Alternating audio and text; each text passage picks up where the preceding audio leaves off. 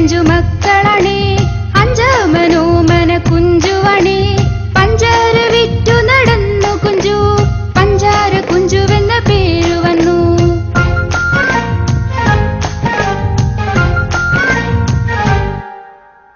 കുഞ്ചിയമ്മയ്ക്കഞ്ചു മക്കളാണേ അഞ്ചാമനോമന കുഞ്ചുവാണേ പഞ്ചാര വിറ്റു നടന്നു കുഞ്ചു പഞ്ചാര കുഞ്ചുവെന്ന പേരു വന്നു.